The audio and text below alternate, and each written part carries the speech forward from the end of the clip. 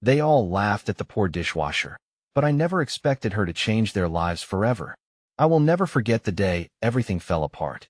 The clinking of plates, the chatter of diners, the laughter that filled the air in that bustling little restaurant was a facade, hiding the storm brewing just beneath the surface. I stood there, my hands trembling, scrubbing away at a mountain of dishes that seemed to multiply endlessly. The dirty water splashed against my apron, mixing with the sweat of anxiety. I was invisible, just the dishwasher in the corner, with no name, no identity.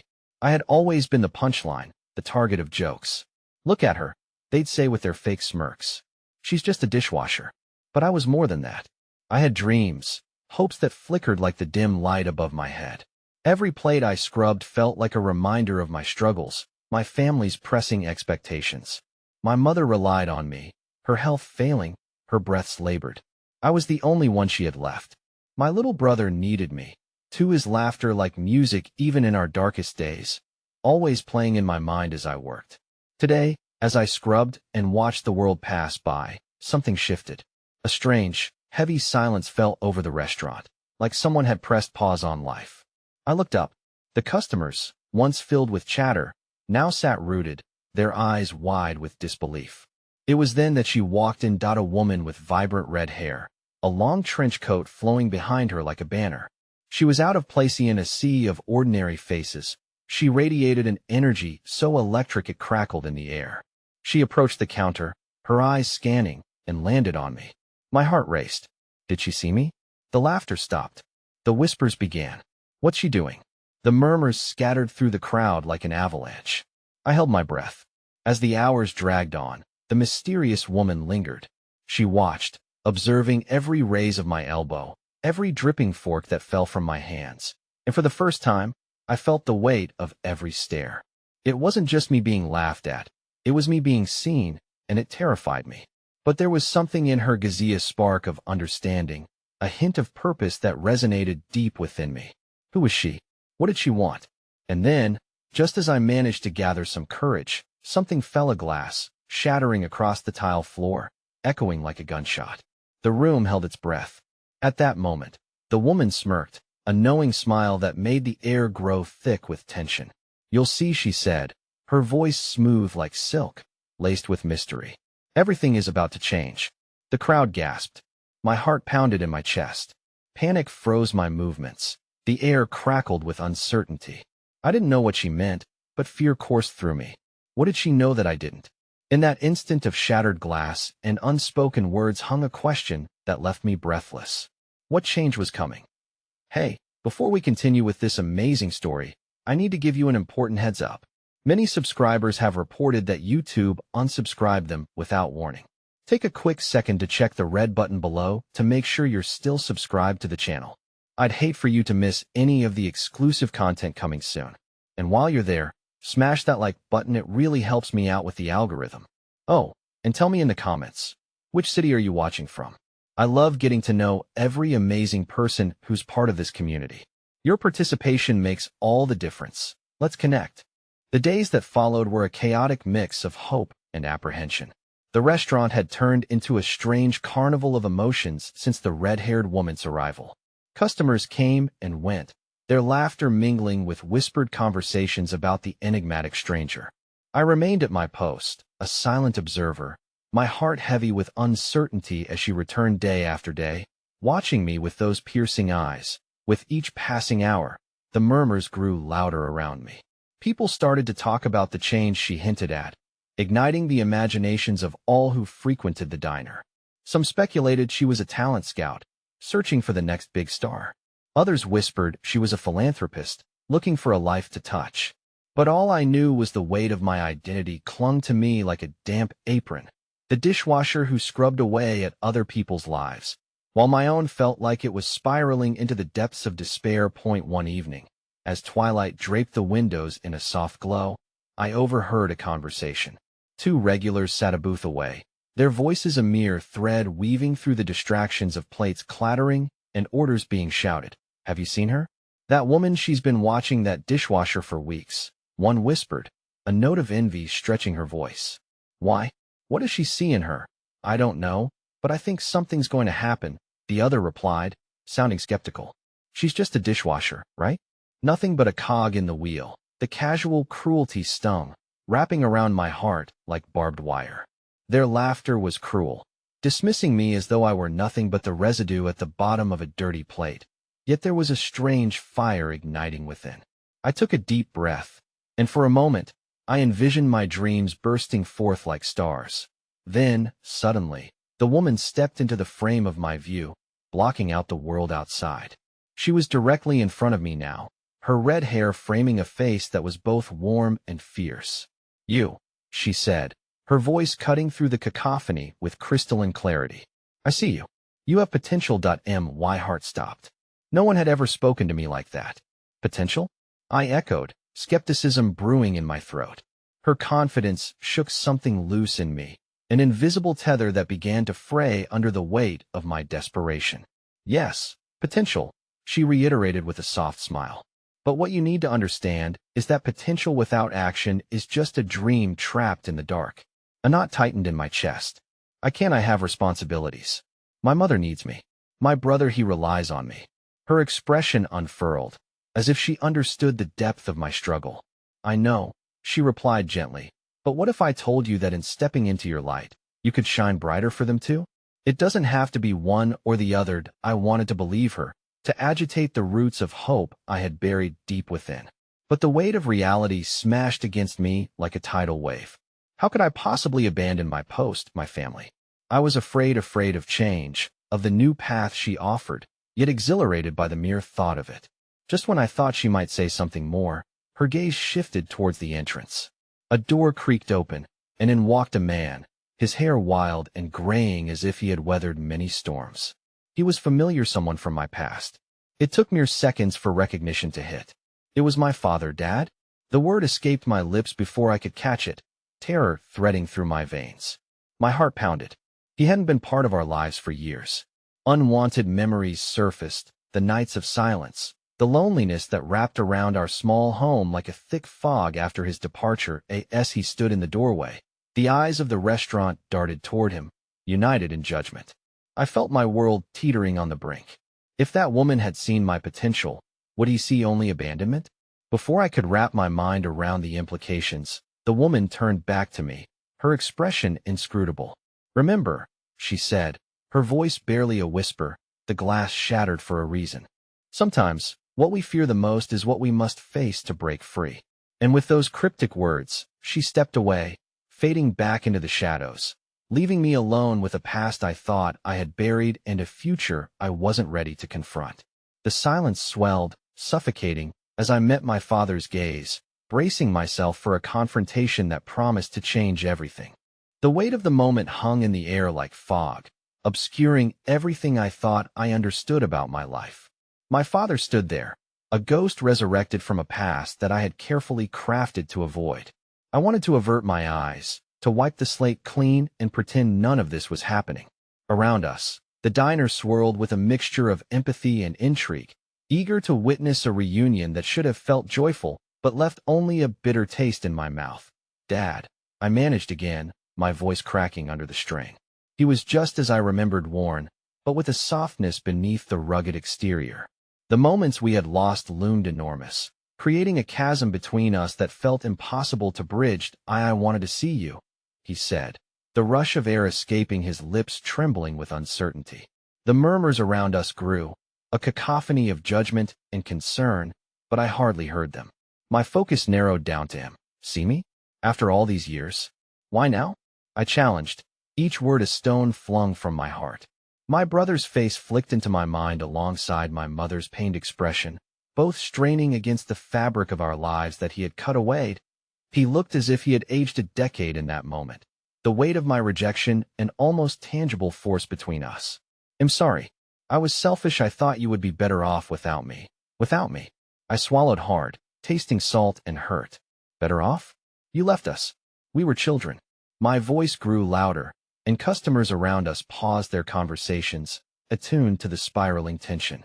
People settled back into their booths, ready to watch this unscripted drama unfold like a show that had long waited for its curtain to rise. And there, at the edge of my vision, was the woman with the red hair, observing as I flared like a firework, ready to explode. "I know," he said, his gaze softening, his voice breaking, "and I can't change that. But I need you to understand something. I don't expect forgiveness. I need to be part of your life again. If you'll let me, part of my life again." The words rattled in my brain, mingling with the frustrated beat of my heart. Didn't he realize how painfully fragile our lives had become? Responsibilities had morphed into chains that were locking me away from any semblance of a future. Yet there he was, a specter of the past extending a hand. I hated him for it and wanted to hug him tight all at once. Just then, the red-haired woman emerged from the shadows, her presence commanding yet comforting. "Excuse me," she said, stepping between us and casting a glance at my father, assessing, weighing. "Can I offer some insight?" A silence fell, thick and heavy, as the crowd leaned closer, captivated by this new player in the drama of my life. "I'm not here to judge, but I see the pain in both of your hearts," she gestured, her voice steady and soothing.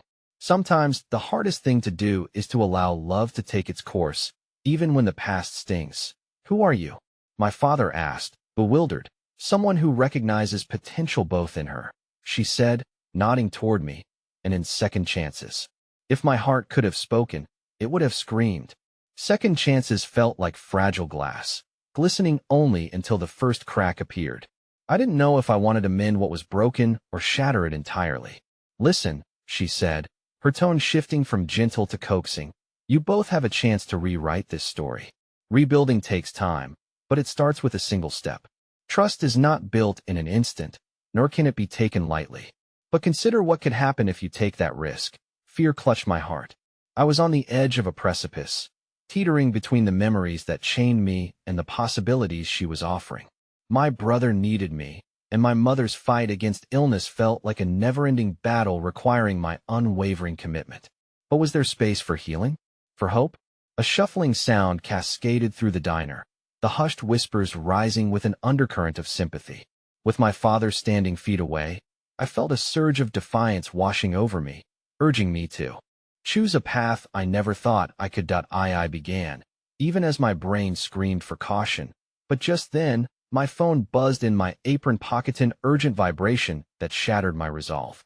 I fished it out, my heart plummeting as the message from my brother filled the screen. "Things aren't okay at home. I need you here now." A racing heart met with an exhale that threatened to crack under the pressure. The woman's gaze locked onto mine, steady and steadying, waiting for my response amidst the chaos. "Something's wrong," I whispered, torn. "Follow your instinct," she urged, sincerity etched in her features. But my father's eyes, the longing mixed with fear, pulled me just as fiercely. I was standing at the intersection of two roads, and both felt equally fraught with danger. With tremors coursing through me, I took a step back, unable to breathe under the weight of it all. But as I turned to rush towards the exit, everything faded into silence, save for the echo of her words lingering in my mind. "Sometimes, you must choose which glass to shatter to let the light in." And in that moment, as the door swung open behind me, I felt the weight of my decision, the teetering balance of fate trembling on the edge of uncertainty. The door swung shut behind me, muffling the sounds of the diner as I stepped into the crisp evening air. My breath clouded in front of me, mingling with the swirling pangs of anxiety compressing my chest. The world outside felt unreal, a stark contrast to the emotional storm I had just left inside. I glanced down at my phone, the message from my brother burning holes into my mind. "Things aren't okay at home. I need you here now." The image of my father lingered like a shadow behind me, his features etched in uncertainty mingling with flickering hope. I had just scratched the surface of something that could be so much more than both of us dared to dream. But my brother's voice called me back. His need was a siren's song, ever more urgent with each passing second that I hurried down the street, my feet pounding the pavement as if they could outrun the fractured pieces of my heart. Home was tight-lipped, filled with the unspoken secrets that crept into every corner of our small house. I could feel the walls closing in, too suffocating for all that was left unsaid. When I entered, the air was thick with tension. My brother was seated in the living room, his shoulders hunched and the remnants of worry etched on his young face. "What's going on?" I demanded, rushing to his side, seeking his warmth, his comfort, something to ground me amidst the chaos. He looked up, his dark brown eyes glistening with unshed tears. It's Mom. She had a fall. The words hung over us like a dark cloud heavy with rain, threatening to break at any moment. I felt my heart stutter. What do you mean? Is she okay? She said she just got dizzy, and then she tripped. She's in bed now, but it's worse. His voice cracked like brittle glass. I can't really understand what she's saying, but it doesn't sound good. I thought maybe you could talk to her better. My pulse quickened, dread creeping through me. I stepped over to my mother's room, where the door stood slightly ajar.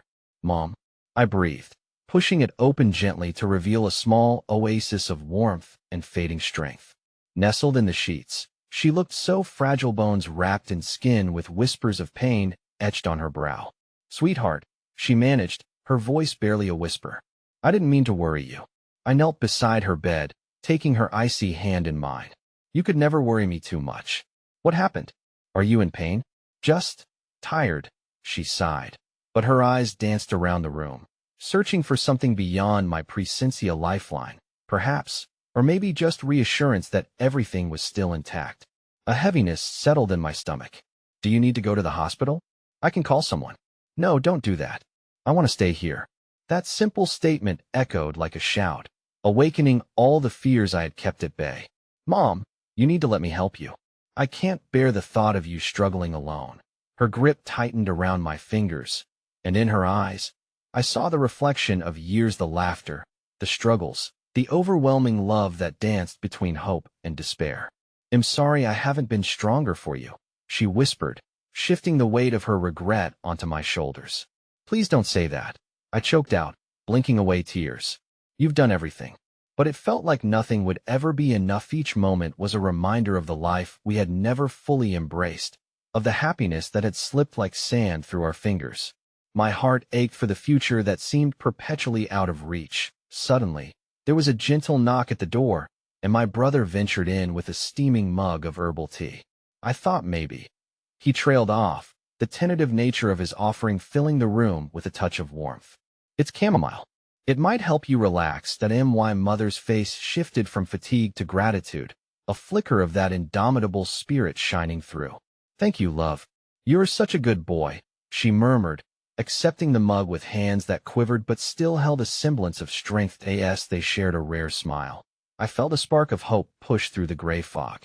In that moment, I saw not just a mother and her sons, but a small light, breaking through the darkness, promising that perhaps we could weave our fractured hearts together if just for a moment. But hope, like sun rays breaking through clouds, can be fleeting. My phone buzzed in my pocket again, and I pulled it out, my heart nearly stopping. Another message from my father flicked across the screen. Please, I know I don't deserve it, but I want to talk again. I need you to know. I looked back at my family, at the state of my brother, my mother, and the broken fragments of the life we had been forced to weather alone. My decision weighed heavily on me. Could I allow myself a moment with my father when my family here was so fraught with uncertainty? I was caught between two worlds, one that beckoned with the painful memories of my past, and another that craved healing against all odds. And as my mother's soft voice broke through my thoughts, begging me to stay, I realized this battle wasn't just mine to fight anymore. It was ours. Together, we would navigate through the darkness. But at what cost? The question lingered in the air, pushing and pulling at the corners of my heart. And then the door creaked open, a light breeze sweeping through and carrying with it echoes of decisions not yet made, leaving me staring at the precipice of all that could transpire next. The light breeze faded into silence, the world holding its breath as I stared at the message that tugged at every part of my being. My heart raced, the pull between duty and forgiveness thrumming like a drum in my chest. I glanced from my mother's weary face to my brother, who busied himself making sure she was comfortable, the drink in his hands shaking slightly. Do you want me to leave? My mother asked gently, intelligent eyes flickering between the phone in my grasp and my troubled expression. I wish you could talk to him.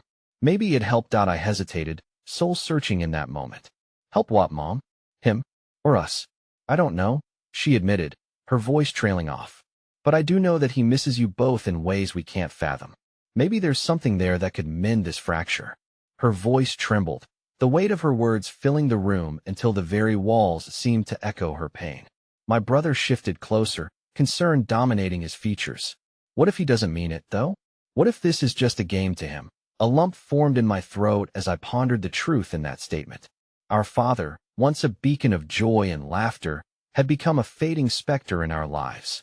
Maybe he did miss us, maybe he regretted every choice that had led to this moment. A seething part of me wanted to grab my phone and fire back a dismissive reply, but the look in my mother's eyes held me captive. Maybe he's not just a game, I finally replied, quieter now. Maybe he's also just lost. The air thickened, and I felt the pull of compassion entwine with fear. Could I allow myself that understanding? A part of me screamed in denial. Another part hungered for resolution, to be heard and acknowledged after years of silence. Just then, a soft knock on the door startled us. I turned, expecting perhaps the light from the hallway to cast a flicker of warmth into our darkening moment. Instead, it was Mrs. Whitaker, our next-door neighbor, with her wild cascade of curls framing her warm smile. She held a plate of brownies, the scent of chocolate wafting through the air and nudging at each of our hearts. "I thought you might need a little pick-me-up," she said, her voice a melodic breeze that carried kindness. She stepped in, uninvited but welcomed, her presence instantly shifting the weight of the room. "Oh, you didn't have to do that," my mother croaked but smiled gratefully. "Nonsense, my dear. You need some comfort. And so do these two darlings." Her gaze settled on my brother and me, a twinkle of understanding gleaming in her eyes. Sometimes, life gives us the toughest ingredients, and we have to mix them into something sweet. I couldn't suppress a soft smile as I watched her serve the brownies. They were a simple gesture, yet filled with so much meaning. In her kindness, I began to feel a flicker of warmth chasing away the shadows gathering at the edges of our thoughts. "Thanks, Mrs. Whitaker," I muttered, reaching for a piece. Just a nibble, a moment of indulgence in a world that felt too heavy. As I bit into the rich chocolate, the taste burst forth, startlingly rich and familiar. It sent waves of nostalgia washing over me, of laughter in the kitchen when we'd baked cookies as a family. For a second, everything felt possible again, as though we might just slip back into the warmth of who we once were. My brother, inspired, grabbed a brownie and offered it hesitantly to my mother. She accepted it with a tender smile that touched the corners of her eyes, her momentary delight shining through the fog of discomfort. But just as I began to let myself bask in the warmth of this small, sweet exchange, my phone buzzed again, a relentless reminder of my fractured connection to the past. Instinctively, I glanced down, anxiety and anticipation colliding as I saw the name on the screen. This time, it was a call from my father. "Angie, please pick up," his voice crackled through, laced with desperation. "I can't explain it all in a text. I need to see you. It's important."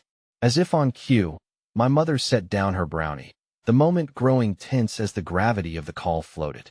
Between us, I felt the corners of the world collapsing again, the quiet hum of comfort replaced with the harsh resonance of a decision looming like a storm cloud on the horizon. "Shouldn't you answer?"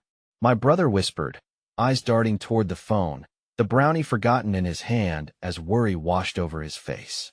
Deep breaths, I thought. Everything hung in the balance of a choice, one that could tear down the little comfort we'd started to build or crack open a door to healing we hadn't even dared to imagine. I lingered on that fleeting moment of hope before the realization dawned upon me. Some doors, once opened, cannot be closed again. With trembling hands, I chose. I took a deep breath, bracing for whatever awaited me on the other end, heart pounding against the uncertainty of what this might unleash. The call connected, and my father's voice emerged, a mixture of sadness and longing tangled in unspoken words. And then I heard it, a whisper from the other end, like a reverberation of a past I barely recognized, cutting through the chaos. "Angie, I'm not alone anymore." The revelation hit me like a bolt. What if his secret wasn't meant for minute yet? Not now? What did that mean for us, for this fragile moment? And how did we move forward together or apart? As the realization settled in my chest, I knew the answers were entwined in the choices I had yet to make, lurking just outside the light of certainty. Would I take the first step into the unknown, or would I close my heart off entirely? The future lay before me, uncertain and wild, and in that moment, It felt like everything was about to change again. The echoes of my father's last words settled heavily in the room, wrapping around us like a mist, blurring the boundaries of understanding. I could almost hear my heart beating in rhythm to the tension vibrating in the air. Not alone anymore. What could that possibly mean? Was he seeking forgiveness, or was he filling space with someone else? Was there someone else? As I searched for a response, the silence in the room grew thick, threatening to suffocate. My mother's hopeful gaze pierced through her confusion and grief, seeking clarity in my eyes, but I felt as lost as she was. I opened my mouth to speak, but the words stuck in my throat like unsaid prayers, leaving only uncertainty hanging between us. Who is she? It slipped out before I could stop it, the question a raw and fractured piece of myself unraveling. My brother looked at me, surprise mingling with betrayal in his expression. I regretted the words as soon as they left my lips, but a part of me clung to that bitterness like a lifebuoy amid turbulent seas. Angie, please, my father's voice trembled, each word heavy with the weight of unshared burdens. It's not what you think. It's complicated. Complicated? I echoed incredulously.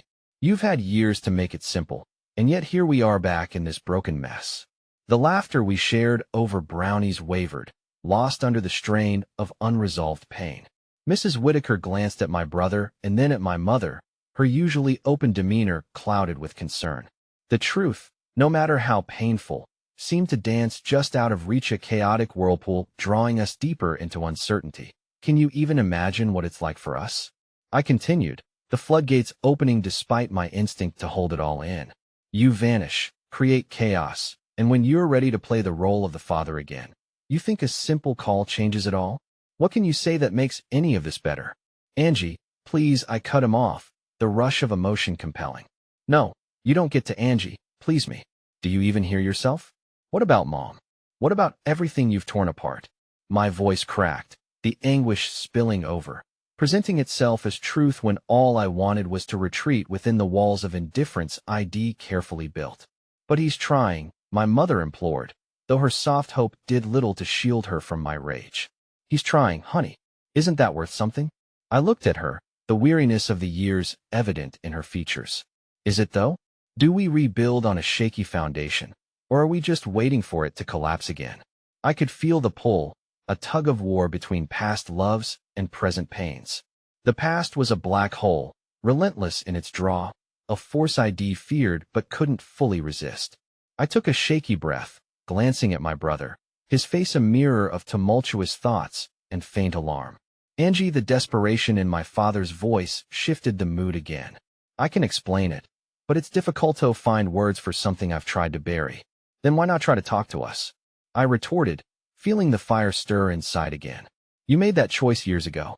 I find it exhausting that now you expect us to just forgive on command. With a heavy sigh acknowledging the fragility of this moment, I could feel the tears begin to prick at the corners of my eyes. A part of me wanted to let go, to fall into the comfort of understanding, yet I felt anchored in distrust. Would any of this matter if the wounds he left remained festering, raw and unhealed? Then, unexpectedly, a little voice piped up from behind Mrs. Whitaker. It was Tommy, her 5-year-old grandson who had come over for a visit. Angie, he said innocently, why are you all standing here looking so sad? It's a sunny day. Let's go outside and play. His face fresh with joy, he bounced on his little feet, a giddy little whirlwind of innocence that burst through the heaviness of our words. Somehow, despite everything, that child's simple request broke through the haze surrounding me. It was unexpected kindness in the midst of chaos, a reminder of the light that can linger, even when things feel darkest.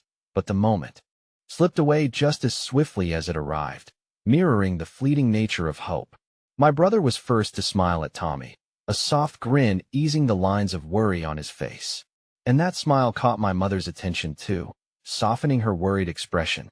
Maybe we could take a break? She suggested quietly, unsure but hopeful. Just to breathe. I can't. I need to talk to him first, I replied, though the conviction faltered at the end, uncertainty clawing at my heart. I couldn't let go of this burden, not yet. Angie, my father pleaded through the speaker. Giving you space was a mistake, and I know that now.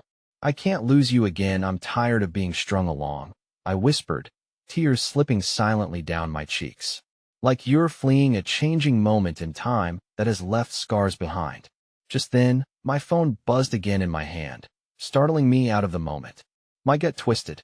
I glanced down to see that Mrs. Whitaker's son had sent a group message, heart symbols and well wishes flowing, as though daylight broke through the darkness. But the last line froze me in place. You need to know before it all gets too serious. It's about your father. It's urgent. My heart plummeted, a gaping silence swallowing me whole as Tommy tugged at Mrs. Whitaker's skirt, pulling her back toward the warmth of kindness she brought with the brownies. Their laughter seemed to float away, leaving me behind in a chasm of dread. There it was, looming ahead like a specter slowly taking form, an urgency over my father, tangled deeper and deeper in shadows as secrets threatened to unearth. How had I placed my trust so recklessly in that moment of warmth and sweetness? The answer was right there, hiding behind my father's revelation. I felt the ground beneath me shift as I clutched the phone tighter, torn between needing to understand why and fearing the revelations that awaited me. And just like that, the stakes rose, and I found myself standing at a precipice daring to leap into unfamiliar depths, or flee and forsake my chance for understanding. Would I open that door, despite what lay behind it? Or would I let the shadows consume altogether? In that instant, my decision hardened, clarity cutting through the storm. Because sometimes, when you are faced with the kind of unknown that flickers on the edge of your fears, you realize the choice to step forward may be your only path to breaking free. And in that moment, the future felt closer than ever before, yet razor thin. My heart raced as I stared at the screen, processing the weight of the urgency in that single message. It felt as if time had stalled, as if the world around me faded. My father. Why was there urgency now? And what kind of urgency warranted a group text declaration? Angie, are you okay? My brother's voice broke through the fog, concern etched across his features. I nodded slowly, but I could feel the color draining from my face. I just got a message about Dad. The tremor in my voice betrayed me. Before I could finish, my mother stepped closer, eyeing the phone with a mixture of interest and apprehension. What does it say? It's nothing. I tried to dismiss her concern, but the very act of hiding turned my resolve inward, swirling shadows now enveloping the little flickers of hope ignited moments ago. Breathe, Angie, my mother encouraged, her gentle voice a lifeline. What does it say? I swallowed hard and took a deep breath before reading the message aloud, each word falling like a stone. It says it's urgent about Dad. My brother's brow knitted together. What could be urgent now? We just started to talk. I dropped my gaze, unwilling to meet their expectant faces. I don't know. We need to find out. Every instinct screamed at me to turn away, to stay in the safety of my chosen defensiveness, but I felt the pull of curiosity and fear project me forward into the abyss. Then let's call him, my brother suggested, his voice wavering with the weight of his own uncertainty. What if it's something bad? I whispered, my hands shaking as I held my phone. Or something we need to know, he countered, steeling himself with a resolve I had yet to muster. My heart thudded painfully against my rib cage. I glanced around. Mrs. Whitaker and Tommy had retreated into the kitchen, their laughter floating faintly as a contrast to our tension. Please don't let me do this alone, I said, looking up at my brother. His expression softened, and he moved closer. You're not alone. We're in this together. Always. With shaky fingers, I tapped on the call icon and brought the phone to my ear, the anticipation so thick, I could almost taste it. It rang, each tone more deafening than the last, drowning out the world, until finally, hey, Angie. His voice broke through, a familiar warmth wrapped in an uncertainty that contradicted my hope for clarity. Dad, we got a message that said it was urgent. What's going on? My voice cracked, desperation tangled in every word. Angie, he started hesitantly, everything's a bit tangled right now. I wish I could meet in person to explain. My brother's stare bore into me, urging me to find the strength to press for honesty. Why can't you just tell us? What's so urgent that you need to hide behind text messages? Because it's complicated. His voice faltered again, and a sense of anger bubbled beneath my skin. Complicated? It's always complicated with you. I nearly shouted, letting my emotions seep through the crack of restraint. Just tell us the truth. Silence filled the gap, stretching painfully until he finally responded. There are things I've kept from you, Angie. Things I can't share over the phone. It wouldn't be fair to you or your mother. But there are consequences, and I need you to understand that. Consequences? I echoed, bewilderment sparking anew. Please, can we meet? There are things that might change how you see all of this. Against my better judgment, I felt a sliver of hope creep into my heart. Like what? I pressed, yearning for answers. Like the truth about what's been happening in my life. His voice was raw with the weight of silence, longing to envelop both of us in understanding. And how it's more tangled up than you realize. Just tell me. I can't keep playing these guessing games with you. Okay, here it is. There's someone I've been seeing for a while, and it's serious. But there's more. My health hasn't been good, and the air slipped from my lungs, pain lancing through the kernel of well-buried fear. What do you mean, your health?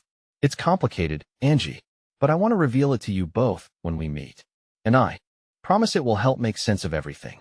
Before I could respond, the weight of impending truth spun around me like a whirlwind, tugging threads of my emotion taut. Well, think about it. Don't think too long, he added, worry lacing his tone. Urgent things come with a time limit, please understand. The call ended, and I glanced up at my brother, his face a mixture of confusion and fear. What did he mean? He asked, voice barely above a whisper. I don't know, I murmured, my voice shaking. But an urgency hung in the air, frantic and unsettling. A knock echoed from the front door, jarring us out of the anxiety swirling within. I exchanged a wary glance with my brother. Who could that be? Just as I took a step toward the door, another message flashed on my screen, this time a video message. I hesitated only an instant before opening it, anxious and fearful.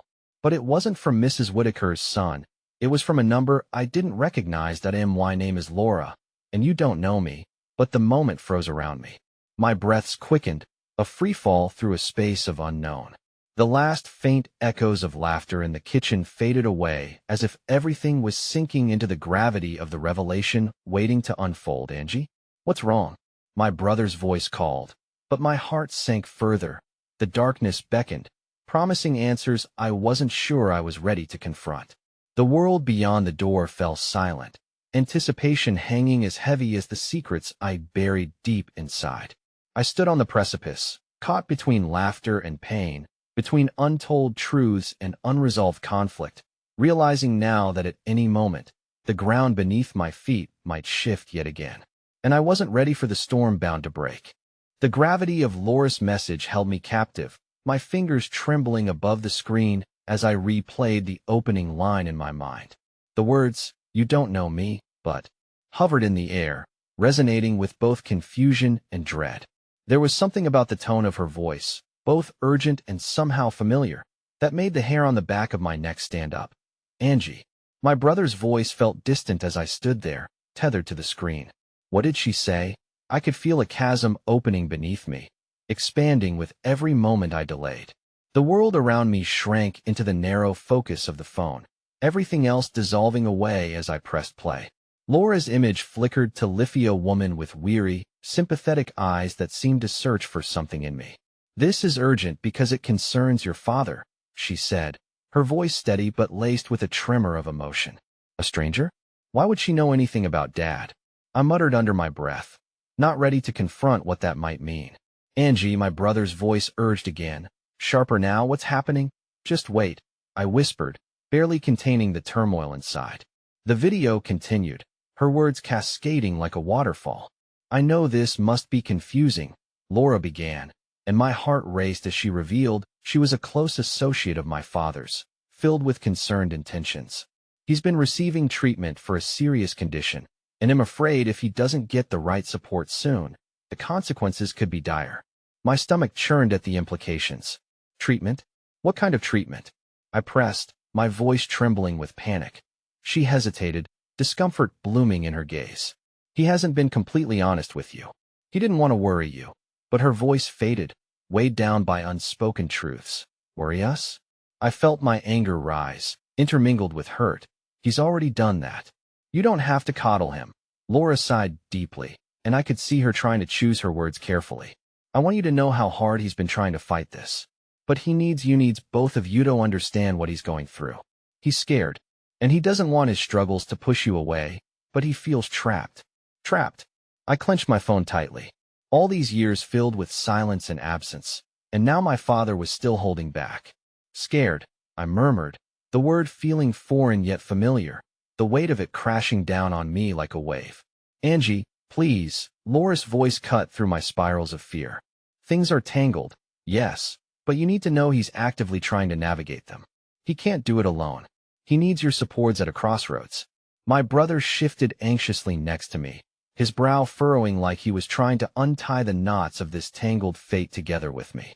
What if we need to talk to Mom about this? A truth like this needs careful consideration, Laura warned. But if it helps, I think you should reach out to him sooner rather than later. I'm not saying it will be easy, but if you wait. As she trailed off, the unsaid words echoed in my mind, dark clouds of uncertainty hovering over us. Just then, a sound jolted me back to the moment, a loud thud coming from the kitchen. My brother and I exchanged glances before we rushed toward the noise, adrenaline heightening our senses. Upon entering, we found Tommy and Mrs. Whitaker at the floor, both stunned. The table had tipped over, shards of glass littering the ground. Mrs. Whitaker clutched her arm, a small cut glistening amidst the mess. "I'm okay, just a little startled," she tried to assure us, shaking her head, but her face was a mask of shock. "Let me help." I instinctively dropped to my knees to clean up the glass, desperate to channel the whirlwind of emotions twisting inside me. I could feel my brother behind me, his voice steady as he calmed Mrs. Whitaker and checked for injuries. "Stay still. It's just some glass. Don't move too much," he instructed, his hands guiding hers away as he surveyed the area. In that moment, there was clarity in the chaos. Here we were, caught in between the fragility of life and the spilling secrets that made our family and our lives unravel in such fragile ways. A soberness weighed heavy on my heart, but I could feel small sparks of hope reigniting amidst the struggles. Even as fear gripped my insides like a vice, there was a warmth in how we came together to help Mrs. Whitaker, to hold on to one another through the storm. As I carefully maneuvered the glass shards into a pile, a realization broke through. Not everything was yet lost. There was still time to confront the truth. Perhaps the heart of it all lay in the moments we chose to offer kindness even when life threatened to overwhelm us. When I stood, my knees trembling, I noticed a small glimmer amongst the shards, a keychain with a single word etched into its surface, faith. I picked it up, the weight of it warm in my palm, and a creeping sense of comfort enveloped me. Could faith be the anchor I needed to brace through the tempest brewing? Just then, my phone vibrated to life again, jolting me back into anxious anticipation. "Angie, please pick up," came an indistinguishable voice, tainted with urgency. But the voice I recognized in my gut sent chills through me. It was Dad. I glanced at my brother, his expression shifting from confusion to concern, but inside me, the seed of hope flourished alongside the looming dread of urgency. Whatever was waiting on the other end needed to be faced, for better or worse. With a determined heart, I took a deep breath and hit accept. As the call connected, my heartbeat became a chaotic rhythm, thrumming loudly against my ribs. "Dad," I managed to say, my voice barely above a whisper, tangled with disbelief. "Angie," he replied, his voice wavering but filled with a desperate sort of warmth. It was the first real time I'd heard that softness in ages, a part of him buried beneath the weight of whatever struggles had kept him away. "To need to talk to you. There are things we've left unsaid, and there's not much time." The urgency in his tone pinged every nerve in my body, a cocktail of fear and longing flooding my mind. "What do you mean? Why didn't you just tell us?" My interrogative essence was laced with the hurt I couldn't stifle. How many nights had I spent wondering about him, wishing for connection? I braced myself to receive his response, hoping it would soothe the festering worries that now twisted in my gut. "I thought I was protecting you," he said, and I could hear the regret threaded into his faltering breath. "But I see now that I was only isolating myself further.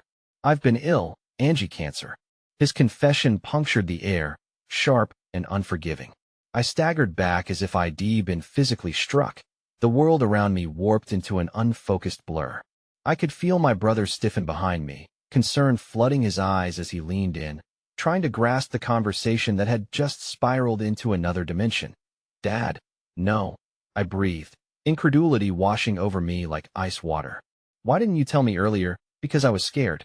Scared of what it would do to you and Tommy to know the truth, he replied, his voice thick with the weight of unburdened fears. I didn't want to be yet another source of pain in your lives. I wanted to fight this on my own. But you don't have to, I said, my voice stronger now, laced with a determination I didn't know I possessed. We can fight together. We can be there for you. He was silent for a moment, the old wounds of distance echoing in the space between us. I don't want that burden to fall on you. You're still so young. And we need to talk now, I interrupted, feeling the urgency pulse in my veins. There was no room for hesitation anymore. Tell me what you need. Pleased that the words left my lips. I felt a flicker somewhere deep within me, something operating beyond fear control and strength entwined. It was the soft flicker of hope fluttering like a fragile bird. Perhaps our family wasn't as lost as I once believed. That I need understanding, he finally admitted, vulnerability breaking through his bravado. I need to face this illness with my family by my side. I can't keep pretending everything is okay. I've been trying to chase away the shadows alone for far too long. I'm here, Dad, I said, conviction multiplying in every syllable. We're all here. We'll help you fight. But you need to let us in. There was a crackle of hesitation before he responded. I don't deserve your support. That's not for you to decide, I replied fiercely, a lump forming in my throat. We may stumble and fall while navigating this, but life isn't one-sided. Love finds its strength in vulnerability. Don't forget that. He inhaled sharply, and for a fleeting second, I could almost visualize him on the other end of the call, hands trembling, eyes pooling with unshed tears. I longed to bridge that distance with a real connection, to alleviate the burden he so unwillingly bore. He'll come home. I'll face this with you, he finally said, the words straining against unspoken fears. But you need to promise me you'll still live your lives, no matter what may come. I promise, I said, a tremor of hope weaving into my resolve. Angie, there's something else you should know. His voice dropped, thickening with underlying concern. What is it? I felt my heart race anew, dread creeping in. It's not just the treatment I'm worried about. There are complications, he hesitated. People from my past have come back, and I'm not sure they want to help. A shadow flickered across the light of hope we had just ignited. What do you mean? Who? But before he could answer, the line went dead. The call abruptly cut off, leaving an eerie silence hanging thickly in the air. Dad! Dad! I shouted into the phone, but only static greeted me. Panic surged as I fumbled for my brother's arm to steady myself. He shouldn't have said that. What does he mean by complications? Tommy's face was taut with worry, mirroring the turmoil seeping through both of us. We need to find him, Ong. Now. Something's clearly wrong. And just like that, the glimmer of hope flickered, dimmed by a wave of uncertainty once again. We stood at a crossroads of urgency, grasping the fraying strings of a connection that hadn't been taut in years. Would we be able to reach Dad before the shadows from his past, the same shadows had tried so hard to shield us from, caught up? As adrenaline surged through my veins again, I wondered if mere faith would indeed guide our steps, or if unforeseen revelations would tear apart what little we had just begun to rebuild. The clock was ticking, and choices loomed ahead. My father's battle was far from over, and suddenly it felt like we were all standing on the edge of an unknown precipice. The weight of the world settled deep in my bones as I stood staring at the screen, everything around me fading into a blurred uncertainty. In that moment, an overwhelming sense of urgency gripped my heart. My father was seizing his chance to reach out, and we had to meet his call, however daunting that journey may be. I can't waste any more time, I whispered, mostly to myself as I tucked my phone into my pocket with a steely resolve. We need to go now? My brother nodded, his expression shifting from concern to fierce determination, knowing that our family's future danced on a delicate edge. We swiped our mother's car keys from the counter, glancing at each other before stepping out into the cool night air. Each step toward the car thudded rhythmically against the surface beneath my feet, resonating with the silent echo of the decisions that haunted me. The weight of newfound knowledge felt like shackles, but with every breath of fresh, albeit chilly, air, I could sense a flicker igniting within me, hope and that desire to rebuild the tattered threads of our relationship. Even amidst the unknown chaos that we drove through the night, thoughts raced through my mind. How could a mere phone call have uncorked such deep-seated feelings of hesitation, regret, and yearning? For years, I had been caught in a storm of my father's absence, masking it with an exterior of bravado. And now, here I was, perched upon the precipice, daring to hope for reconciliation. Finally, we rolled up to the small, familiar house that had felt simultaneously like a sanctuary and a prison. I glanced at my brother, wondering if he could sense the trepidation gnawing at my insides. "Let's just be open," he urged quietly, echoing what I desperately needed to hear. "He deserves that much." Together we stepped inside, where the air hung thick with unresolved tension and lingering shadows from the past. My heart raced as I called out gently, "Dad?" The soft sound of my voice ricocheted through the silence, finding its way into the corners of the room. After a moment, he appeared at the threshold, eyes wide with relief mixed with vulnerability. "Angie, Tommy," he breathed, and I caught a glimpse of the man I remembered who had been buried under years of mistakes, regrets, and the burden of his illness.